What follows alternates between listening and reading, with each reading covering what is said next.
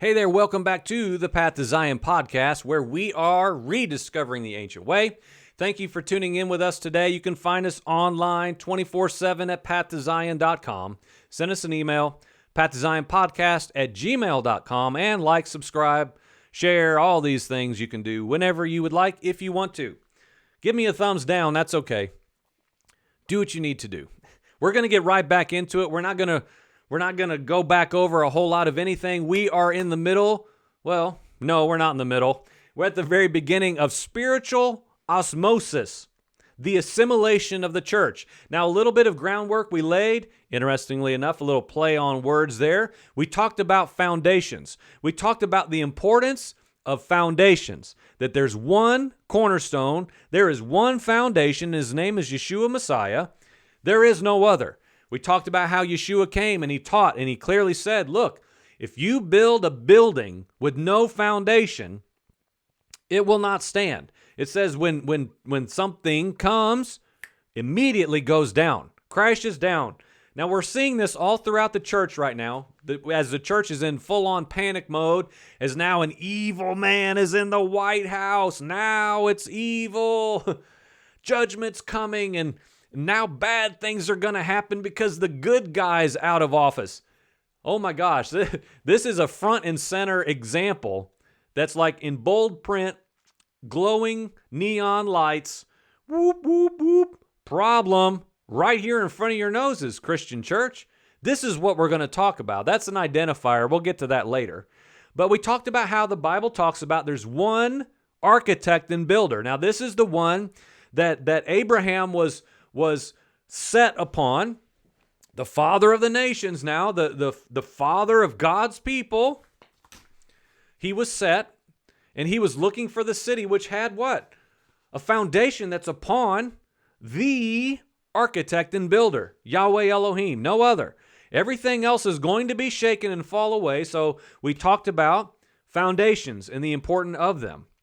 Now, just to talk a little bit more and elaborate a bit about this assimilation of the church, because we talked about, in part one, we talked about what osmosis is and why I would name this spiritual osmosis. Now, again, we're not trying to be,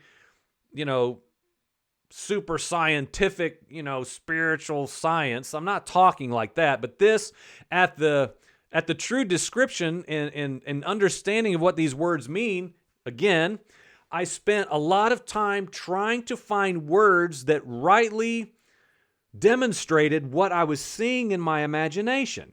Because in my mind, I kept seeing this global religion, this one world religion that, again, is not coming. It's not coming. It's now here, and we're going to prove that to the deepest levels I know how in a short amount of time, that it's already here. And the church, the Christian church, is already in.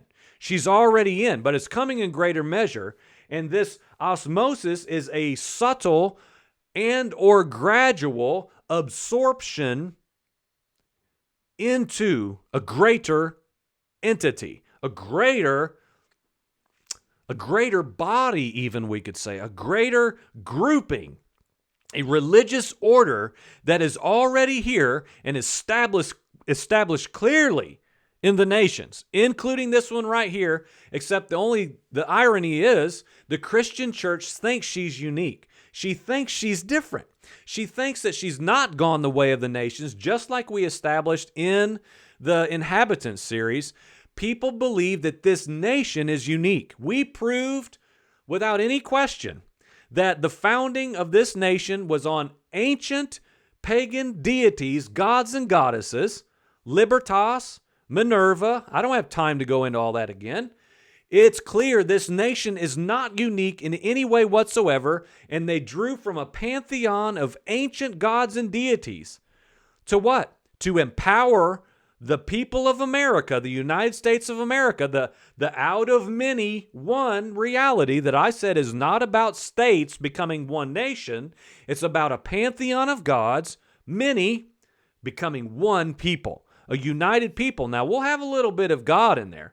We'll throw some God in there, and we'll say things like creator and oh, great creator. Yeah, Well, is that God? Like, is that the God of the Bible? Is that the God of Genesis? Sure. Freedom of religion. And here we are, the American church, she's bought into it. Again, a subtle and gradual absorption. Now, this may sound crazy, and I understand that, but please stay with me because this is going to open some eyes. Again, whatever eyes are ready and willing to be open, the scales to come off, if you're willing to let go of your identity. This is such a key factor, man. This is a literal key. As I kick the camera, it's a literal key. Literally. That's not metaphor. It's a literal key to unlock the doors to have eyes to see and say, I never knew. I never knew that what I've been calling good was really, it's become evil. So we're going to talk about that some more. So the church I'm presenting has been drawn in, assimilated, without her even noticing. She has over time been swallowed up into the deception. And again, that's the image I kept seeing in my prayer time, and like I said, in a couple dreams that I had a week ago, that she has been literally swallowed up. Now, pay attention to this, because we're going to read some scriptures. You're going to be like, no way. No way is that in there, okay? Words matter. Words matter in the Bible. Word studies can change entirely a position and understanding both when we give it a chance. And we're going to do that with this swallowed up imagery. It's going to blow your mind. Seriously, I'm not even kidding. Blew mine. So the church has been, again, assimilated, brought into, swallowed up by the one world religious mindset, and she does not see it. She doesn't know. And sadly, now this we're going to have to just breeze by this for now, or this is going to be an episode to come in this series. I would say, now this one I'm going to have to be gentle, okay? I'm not kidding. I'm going to have to be gentle, and I'm going to pretend that this is a little baby bird, and I'm going to bring her to you, and I'm going to say, or let's say a baby bunny. Bunnies are more gentle and sweet, right? Because a bird, it could be anything. A baby vulture. Okay, I've got this little baby bunny. It's only a few days old. It's fluffy. So innocent, so pure, so beautiful. And I put it out here, okay? This is so true now. I'm literally about to do this to you. And I take this baby bunny and I put her up in front of you and I say, we've got to kill her. We've got to kill this bunny. This bunny has got to go. Now, for reasons, you understand, I'm not, this isn't an animal cruelty message. I'm talking about, like, metaphorically speaking, something that is very precious and beautiful, and like you want to hold it and hug it, and it's somehow attached to your heart and to your identity, even metaphorically speaking. And I'm going to say that thing's got to go. Now just pay attention. Let's just get to it. It's like ripping off a Band-Aid. Let's just do it. I'm going to say that sadly, this assimilation has come via the white American Jesus, who's here to give you whatever you want, bring you whatever you need. I think a lot of the one world government, the one world governmental religious order is come through white man Jesus. The one who just comes and just get him into your heart. Did you ask Jesus into your heart, Susie? Mm-hmm. Yes. Right? I mean, let's be honest. Let's be hard. Like I'm always saying, let's be hard now. Are you sure? Mm-hmm. Okay. Here's your lollipop. Get in the water with Pastor Jim. Let's just be honest. In many ways, that's what Christianity has become. And we've talked about how that's not what Yeshua talked about. Like, hey, did you count the cost before you started building? Did you count the cost first? Because if you didn't, you're going to look like a fool because there's no house on the foundation. Here we are, modern day Christianity. If there's a foundation now, where in the world's the building?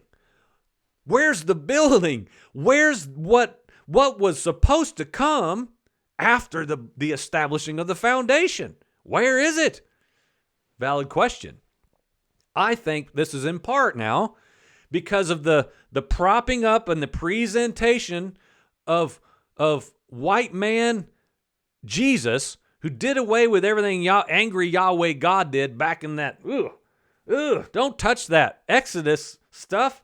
Don't go back there. That's bondage and law. Jesus did all away with that, brother. It's all gone. That doctrine has taken the church and moved her to be deceived. Moved her to be deceived into this one world religion that we're going to talk about as we continue. So, as I've said before, back 13, 15 years ago, around there, we started looking into all this one world reality stuff in our house. Just me and my wife then. And I learned a lot then, and I unplugged for a long time, and then I've come back in. Because this age we live in is chock full of present moment examples of this reality, of this one world religious mindset that's permeating the church. You may not see it yet, but you're going to. Please stay with me. More on this offensive proposal in a few minutes about the white man Jesus doctrine. We've not known him as he was. We don't know him. Much of the church. I was not handed a biblical Yeshua Jesus Messiah. I was not taught him. And it's dangerous. It's become the doctrine of demons. Let's just be real hard. All of us at some point and in some measure have bought into this agenda that's been in place for a very long time. This is not something that started last Wednesday. This isn't something that started back when, oh my goodness, this is ancient old. This is nothing new at all. This is a present moment reality. It was bad a year ago, and it's bad today. It was evil a year ago, it's evil today. I know that's a revelation for many people. But all of this stuff that we're going to start to hone in on a little bit more is what I'm going to use this word properly now, luciferian. Again, that sounds like something, what's this word? He's talking crazy. What's next? Aliens? No, we're not talking like that. We're talking real life. An example of luciferian is anything that is the antithesis of what Yahweh God designed. Governmental order that he established in the garden. We can go all the way back. You can go and listen to the What is Man series at pathtozion.com that we did 2 years ago, talking about the reality of how humanity was created to rule and reign and govern the earth. They were to walk as the authority figure over the earth. Everything in it was under his control and subjection, given to us by the Creator, given to us by Creator God. That was to be our function. We rebelled, gave that up, and surrendered it. And now we know, as we talk about regularly, now the earth, the world, is under the heavy-handed sway of the evil one. Okay? So until we come out of this, that's what I mean, this Luciferian agenda, which is a product, if you will, of the rebellion back in the Garden of Eden, where literally the governmental order shifted from man in the image and likeness of the Father. Again, as I always say, the imagers, reality, we were meant to be imagers in human form of our Creator. We surrendered that right and authority, and we gave it to the fallen Luciferian agenda. That's all I mean. I'm not using that word to try to be flashy. I'm not. I mean it in its true context. But it's masquerading as spiritual light. Again, we hear words like Luciferian, and we want to dim the lights and put on black capes and talk about the Luciferian agenda. We're not talking about that, okay? I'm not saying there isn't that, but I'm not talking about that right now. But this has been sold to all of us in some way or another. We may realize it and measure, and we may not at all. Who knows? But this Luciferian agenda that is part of this one world religion ideal is masquerading as many ways as spiritual light, good things, good. Again, we hear words like luciferian, we think we're talking about a horror movie or something like that. That's not the case. Remember how we started back in part 1, just moments ago, talking about, I asked you to imagine spiritual darkness. I said, envision, if you will, spiritual darkness, devil, demons, principalities, powers, evil. I said, what do you see? What do you imagine? What do you envision? What does that look like to you? Did you see light? Did you see something or someone desirable? Did you see anything beautiful and like alluring to you? As I said, probably not. And that's the problem. That's the problem I'm going to submit as part of one of the main components of this issue of being drawn into this.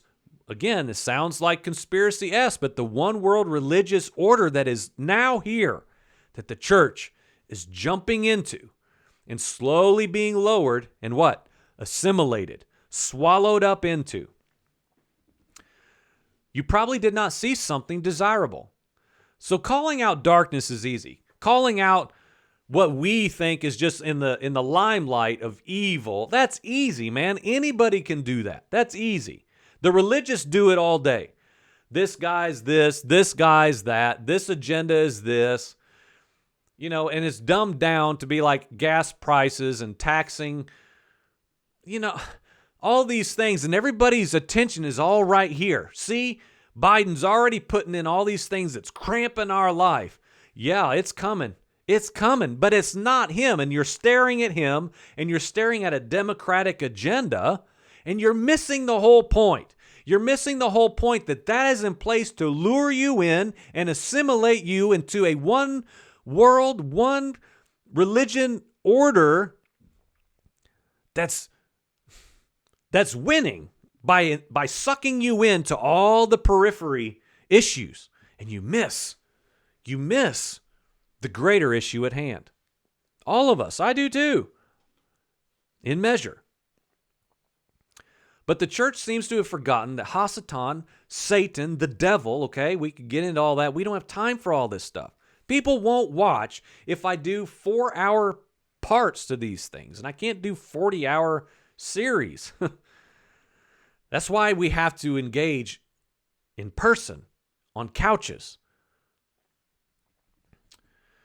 The church seems to have forgotten that Hasatan, Satan, the devil, it's not one entity now. Biblically speaking, we're not talking about one super evil Lucifer individual and there's nobody else. Like, Hasatan is a complicated principle. It's a complicated fact.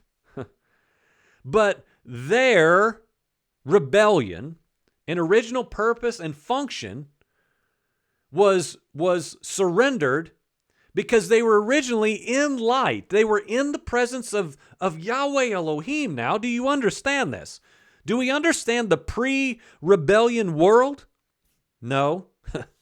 Maybe a little. The pre-rebellion of the fallen ones now. It's this scene and scenario that we can't even wrap our minds around properly. And because we don't do that and we don't study ancient understanding and we think that's all just crazy, mysticism, we're left here today ignorant. We just see our own vision of the devil. The devil's really after me today. I need to pray harder. And that's just where we stop. This elementary thinking. But we have to remember that these beings, the Hasatan reality, the Luciferian reality, was these are beautiful beings created by Yahweh God now. Beautiful. Cherubim, seraphim, which are different than angels.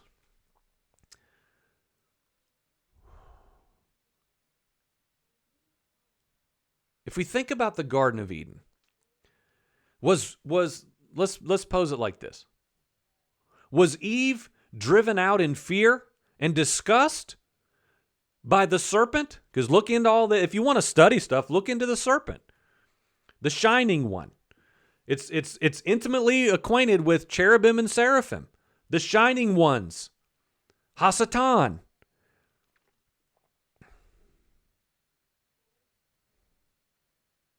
Eve was drawn in by the deceiver. Do you understand this principle? This is very important now.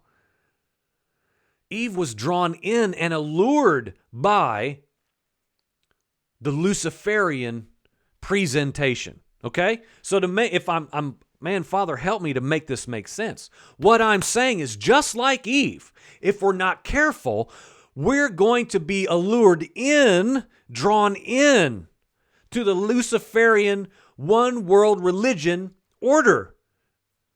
If we're not careful, because it's the same. Nothing is new now. That worked to the letter when Hasatan came up with this idea to betray mankind, to deceive.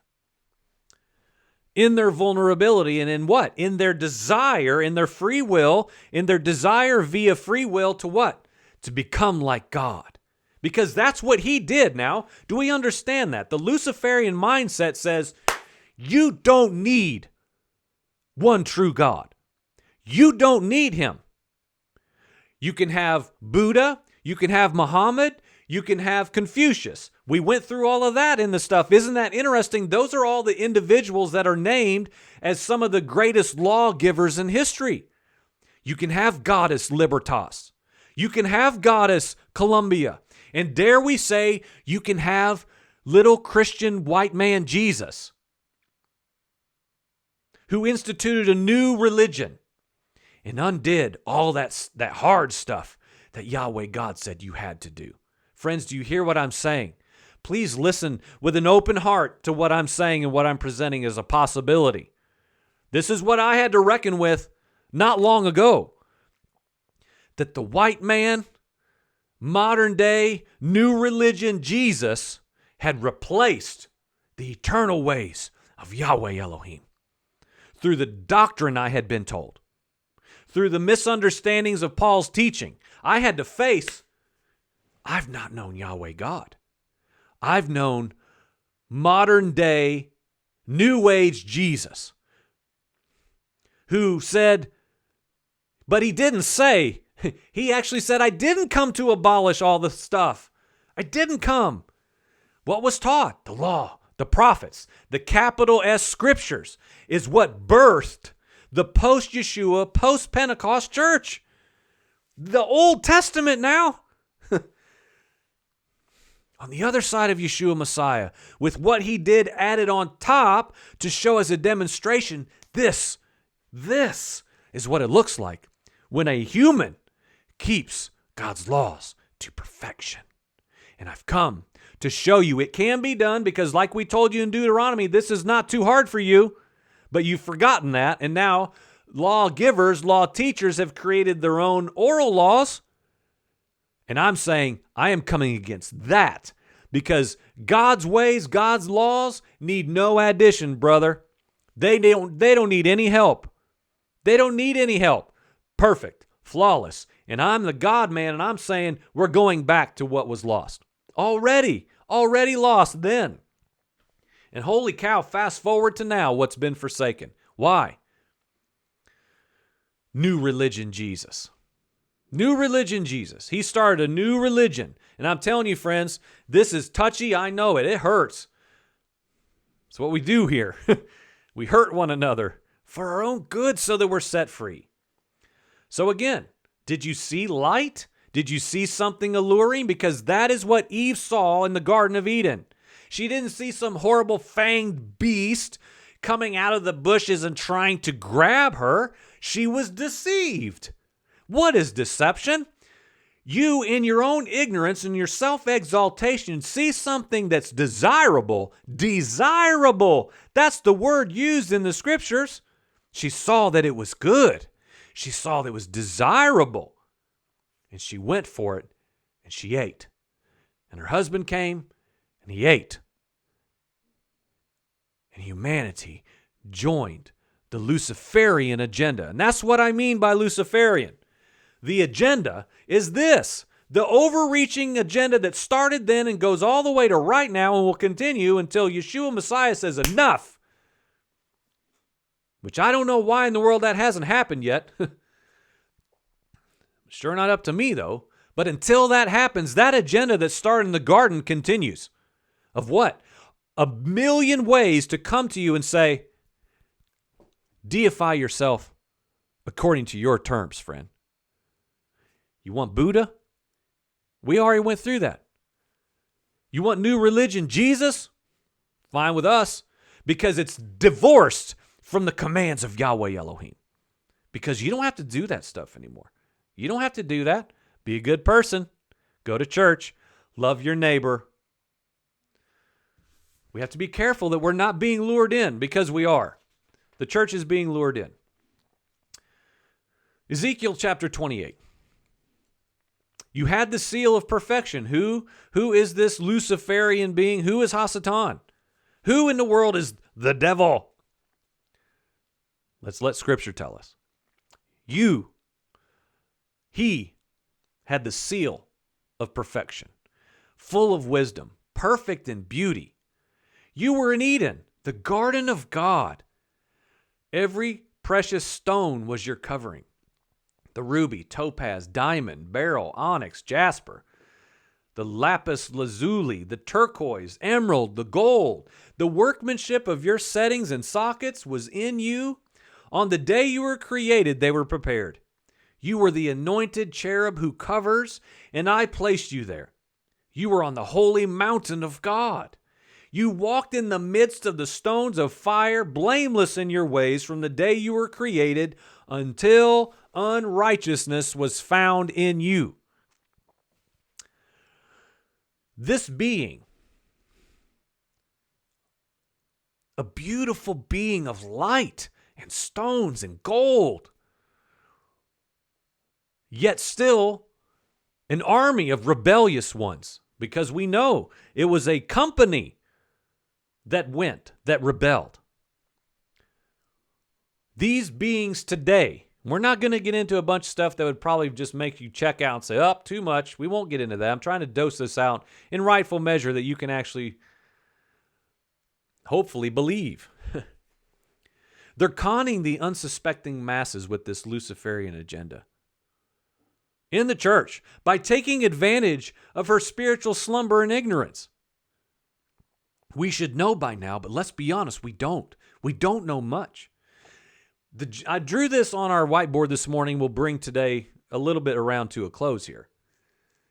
About the decline of truth and distinction and set apartedness is what I wrote on our board of the church. Like from the beginning now, it's just this constant decline. And I went back to the very beginning and I would put spikes of holy consecratedness. Well, because we had the kings. We'd have a good king, right in the eyes of the Lord. Peak, unrighteous king, idolatry, Asherah poles in the temple, sacrifices to false idols. And we'd had this. And then Yeshua Messiah comes. Bam! Righteousness is on the earth. Justice, as the Father defines it.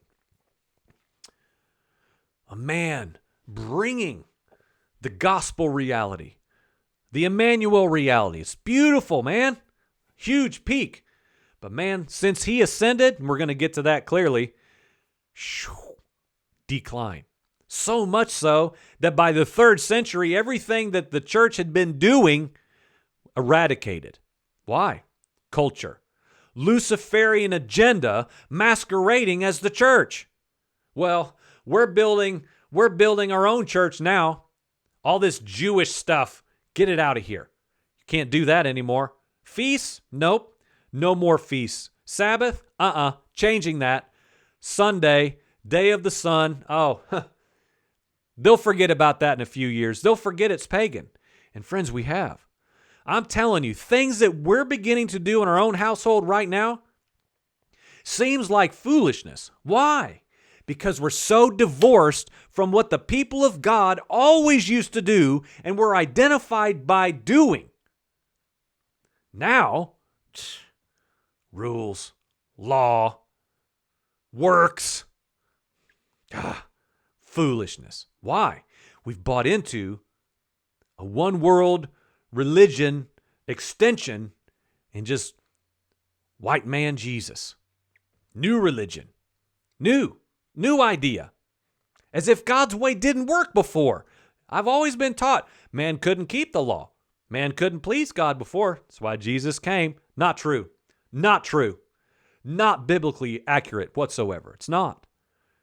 Why don't we do Shabbat anymore? Sabbath on Saturdays. We even, if you can read the creation story, you know that's when Yahweh the Creator rested. The church had a new idea. New religion. And Jesus, the Western version of Jesus, is the leader of it. And I'm saying it's not a biblical Jesus. I'm just going to throw that out there and be hard right here. I don't believe it's the Jesus of the Bible, the Yeshua Messiah, the Jewish Yeshua. It's not. It's a westernized white man. We all know the pictures, right, of him in the robe. His beautiful cut beard, man. He's a beautiful, handsome man. Flowing robes. We've all seen it. Don't lie to yourself now and think, well, I don't see him like that.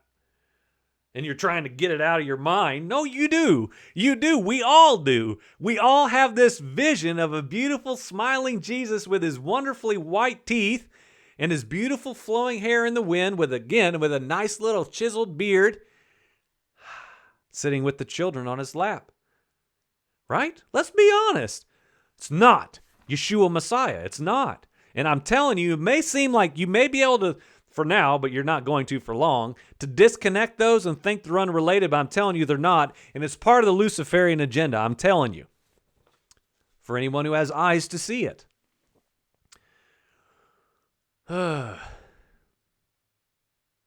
We've been deceived.